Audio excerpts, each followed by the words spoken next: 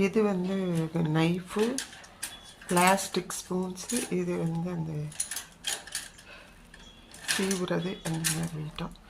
இது வந்து எங்கள் வீட்டுக்கார டம்ளர்லாம் அதில் இருக்கும். இது வந்து மோர் குடிக்கிற டம்ளர், இது வந்து டீ குடிக்கிற டம்ளர். இப்படி செப்ரேட்டாக பாக்ஸு க்ளீன் பண்ணும்போது இந்த எல்லா டம்ளரும் ரேக்கில் போட்டு கீழ் ரேக்கில் இந்த மாதிரி இந்த பாக்ஸு எடுத்துக்கலாம். தனியாக எடுத்துகிட்டு அந்த ஏதாவது ரஸ்ட் இருந்ததுன்னா தொடச்சிட்டு அதில் போட்டுட்டோன்னா டிஷ்வாஷரில் ஓடிடும். இந்த மாதிரி தான் மெயின்டைன் பண்ண முடியும் டிஷ்வாஷர் இருக்கவங்க. என்ன பண்ணுறது, ஏகப்பட்ட பாத்திரம் புழங்குவாங்க, ஒன்றும் பண்ண முடியாது. எந்நேரம் கழுவுனாலும் வேஸ்ட்டு. 2 டைம் போடலாம், அவ்வளோதான்.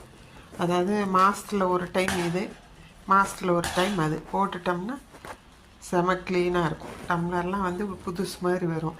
நீங்கள் அவங்க கொடுத்துருக்குற டிஷ்வாஷர் கம்பெனிக்காரவங்க கொடுத்துருக்குற 251 ஹை இதில் போட்டிங்கன்னா சில சமயம் நல்ல ஸ்டீலாக இருந்தால் இருக்கும். கொஞ்சம் ஸ்டீல் சரியில்லை அப்படின்னா வீர் விட்டுரும், நடுவில் வெடிப்பு வந்துடும்.